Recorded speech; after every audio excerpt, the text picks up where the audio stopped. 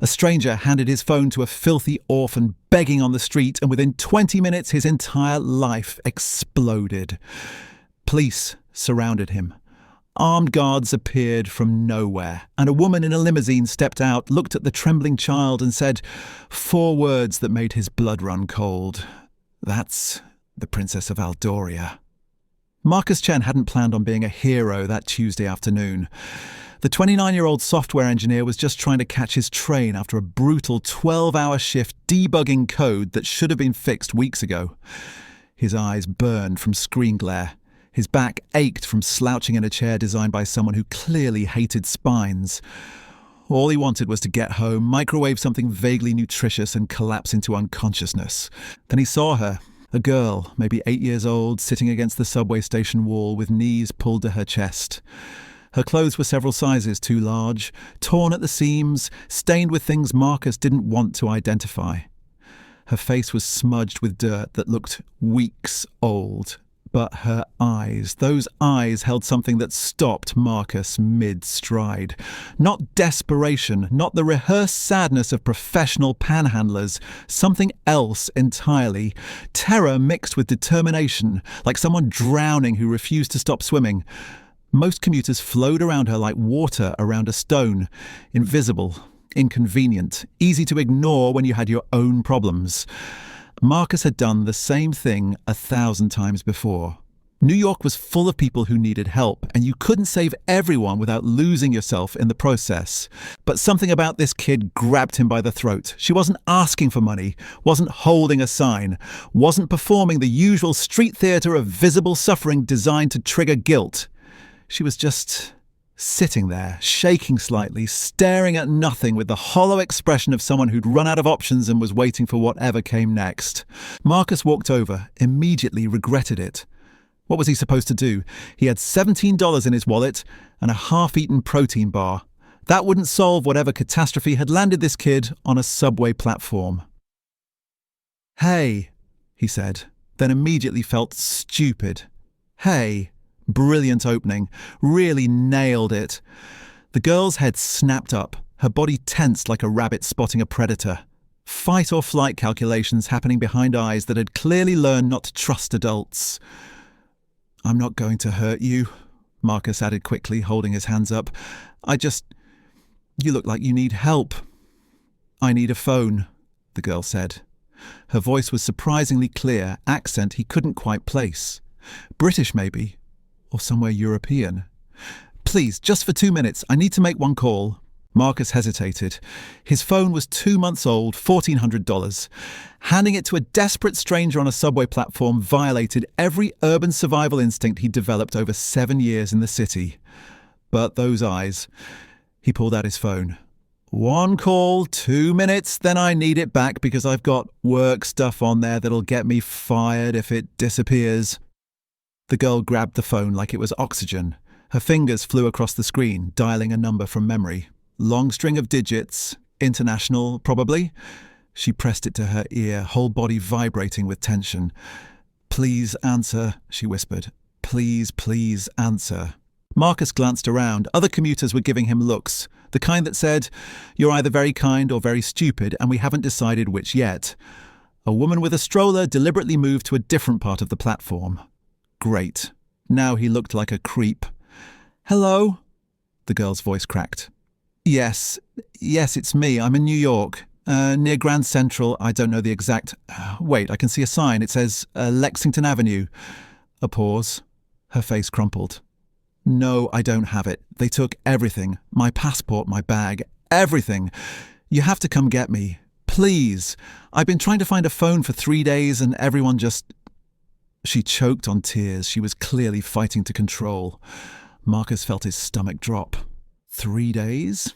This kid had been on the streets for 3 days? "I know," the girl continued.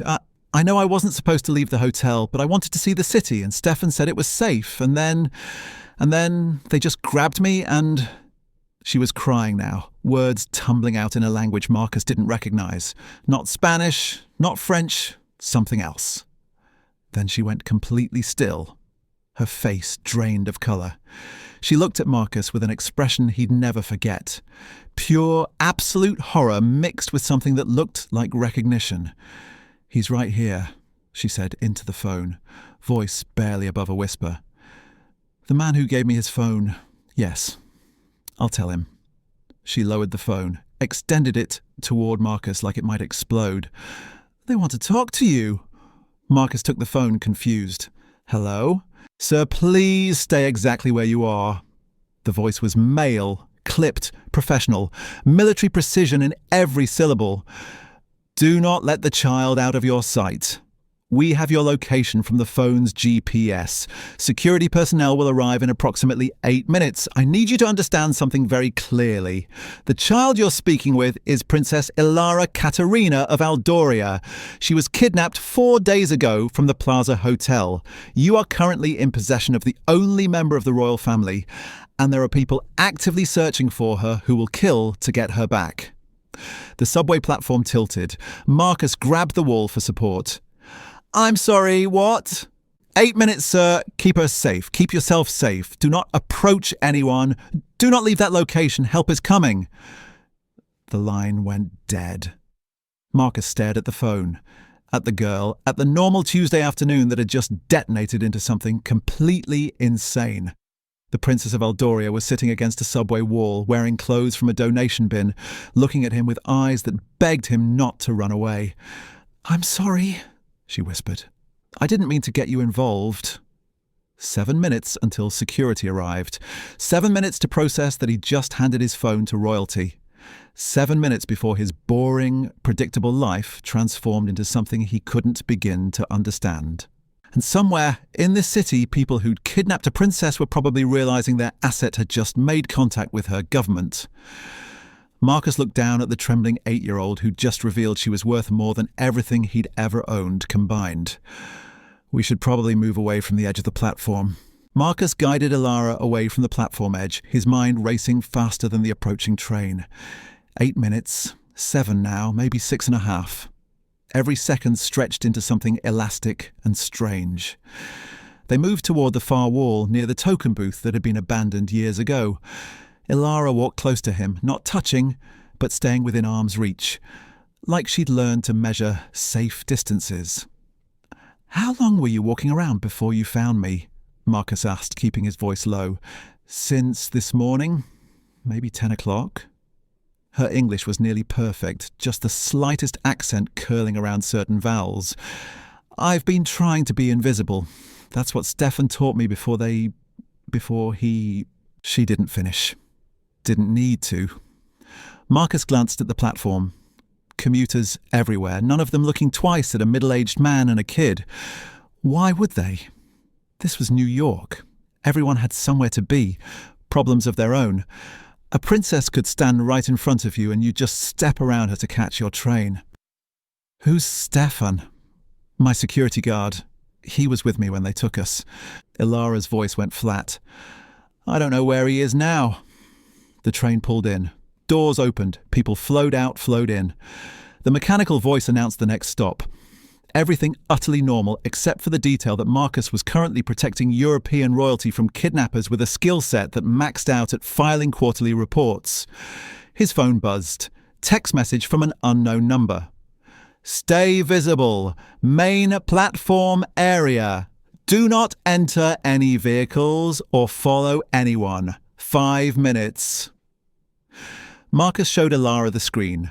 She read it and nodded, some tension leaving her shoulders. Someone official was coming. Someone trained for situations that involved international incidents and armed response. "Can I ask you something?"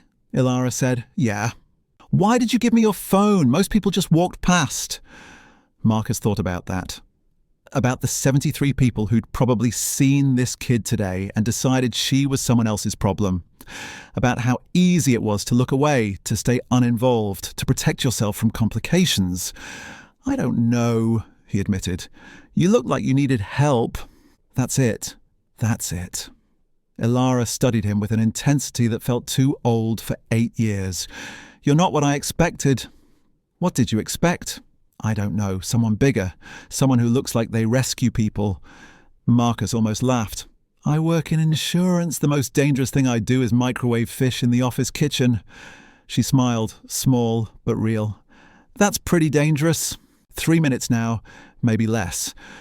Marcus scanned the platform again, looking for what exactly? Kidnappers didn't wear signs. They probably looked like everyone else. Tired commuters, tourists with cameras, students with headphones. Any of them could be... Wait. 2 men, both in dark jackets, both positioned at opposite ends of the platform, both not looking at their phones, not reading, not doing anything except being very still while everyone else moved. Marcus felt his pulse spike. Elara, don't look, but are there people who might be searching for you? People who aren't with your government? Her hand found his sleeve, gripped tight. What do you see? 2 men, dark jackets, one near the stairs, one by the downtown entrance. They're watching the crowd. We need to move! Her voice had changed. No longer a scared kid. Something sharper underneath. Now. Security said stay visible, main platform. They also said 8 minutes, and it's been longer than that, and those men are spreading out, and if they see me before your people get here, we won't make it to find out why they're late. She was right. Marcus didn't know how he knew. But he knew. The men were moving now, slowly, methodically, cutting off exit routes. Okay. Ideas. The tunnel. Marcus blinked. The subway tunnel?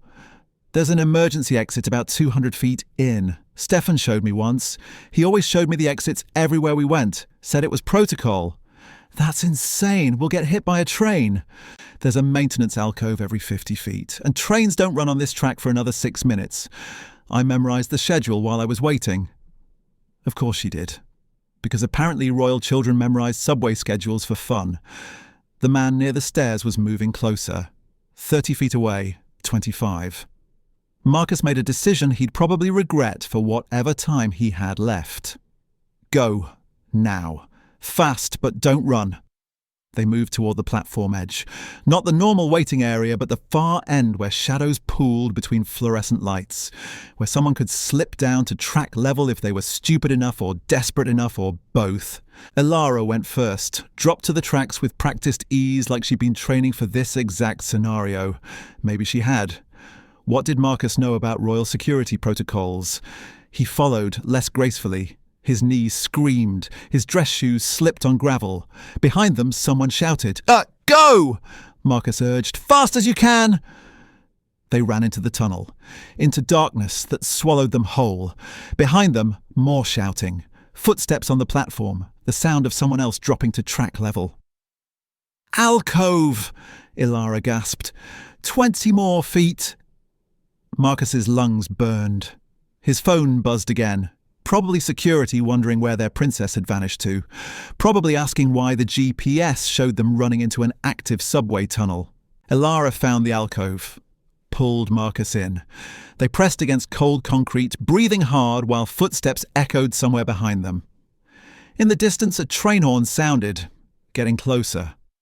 Marcus looked at the princess he'd been protecting for all of 10 minutes. Please tell me you know where this emergency exit actually is. I'm the only billionaire you've ever met, Brennan pointed out with a slight smile. Fair, Sutton laughed, wiping her eyes again. 6 months after that subway station morning, Brennan stood in his penthouse staring at the same view of Boston Harbor that had once felt like a prison of expensive emptiness. But something fundamental had shifted. The windows no longer reflected isolation back at him. They showed possibility. His phone buzzed. A photo from Sutton. Indy's first-grade class picture. She sat in the front row, grinning with a gap where her front tooth used to be, wearing a purple dress she'd picked out herself. Stella the elephant was tucked carefully into her backpack, visible in the corner of the frame. Caption, she insisted on bringing her best friend for pictures. Thank you for giving us a life where she gets to worry about things like class photos instead of where we'll sleep tonight. Brennan saved the photo. Added it to a folder that had grown substantial over the months. Birthday dinners, grocery store trips, homework sessions at the kitchen table, ordinary moments that felt extraordinary because they represented something his wealth had never bought him before. connection, purpose. Proof that money mattered most when it multiplied meaning instead of just accumulating in accounts. His assistant knocked on the office door, confusion evident in her expression. "Mr. Ashford, the board is asking about the foundation proposal again. The one allocating $40 million to homelessness initiatives. They want to know why you're personally overseeing implementation instead of delegating to the philanthropy division." "Because I need to see it work," Brennan said simply. "I need to know we're actually helping, not just writing checks that make us feel better while people keep sleeping on subway floors." His assistant hesitated. "Sir, if you don't mind my asking, what changed? 6 months ago, you barely acknowledged the charity division existed. Now you're restructuring our entire philanthropic approach."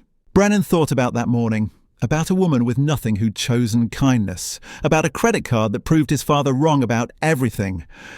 "I met someone who reminded me that wealth is a tool, not a trophy," he said, "and I decided to start using it correctly." That evening, Brennan drove to Sutton's apartment. He'd been invited for dinner, something that happened regularly now. Indy had declared him her favourite person who wasn't Mama, which Sutton joked was the highest honour a 6-year-old could bestow. When he arrived, Indy tackled his legs immediately. Brennan, look what I made in art class. It's you and me and Mama and Stella having a picnic." The painting was chaotic. Colours bleeding together, proportions wildly wrong. 4 stick figures with enormous smiles under a bright yellow sun. It was perfect. "This is going on my refrigerator at home," Brennan said seriously. "You have a refrigerator?" Indy asked, eyes wide. "I thought rich people just had people who brought them food." Brennan laughed. "I have a very large, very empty refrigerator that needs exactly this kind of artwork." Sutton appeared from the kitchen, wearing an apron that said, "World's okayest cook," a gift from Brennan after she'd accidentally set off the smoke alarm making grilled cheese. "Dinner's almost ready. Hope you like slightly burnt lasagna." "My favourite kind," Brennan assured her.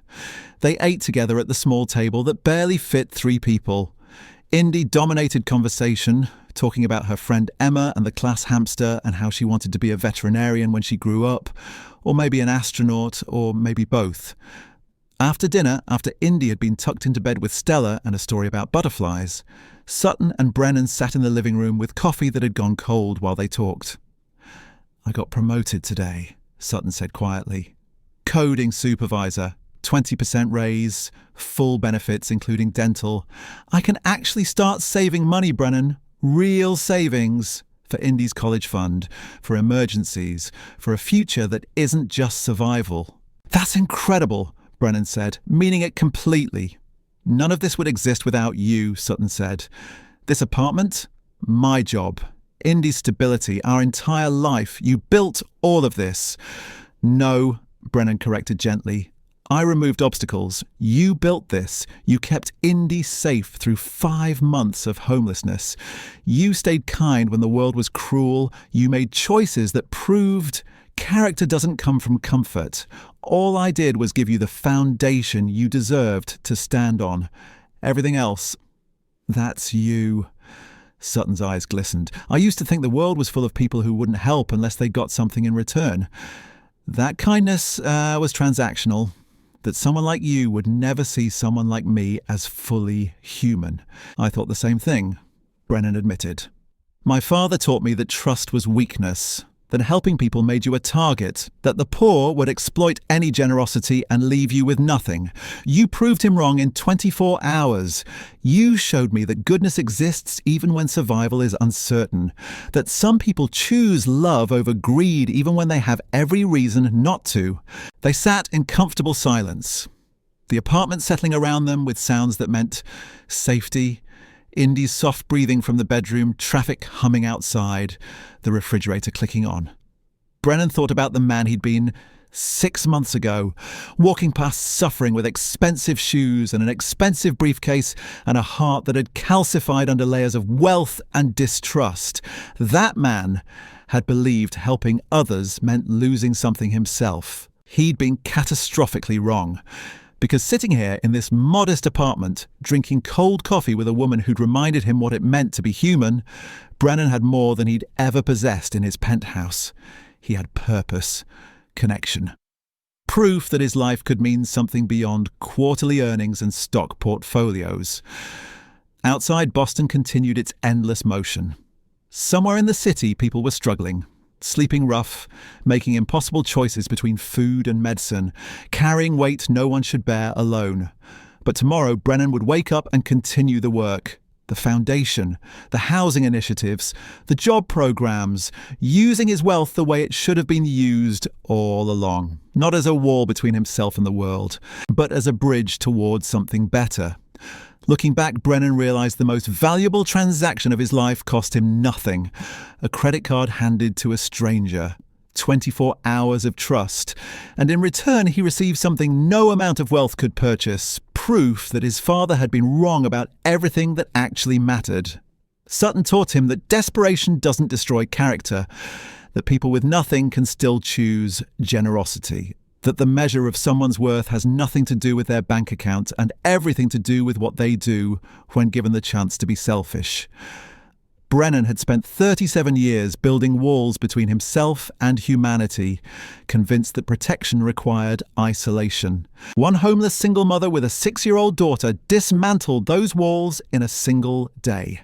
Not with demands or manipulation or any of the behaviours his father had warned him about, but with simple, devastating kindness, with choices that proved goodness survives even when everything else is stripped away.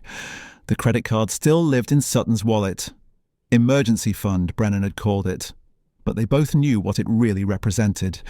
Evidence that trust isn't weakness, that helping others doesn't diminish you, that the world contains more grace than cynicism wants to admit. Somewhere in Boston, another person was sleeping on subway floors tonight.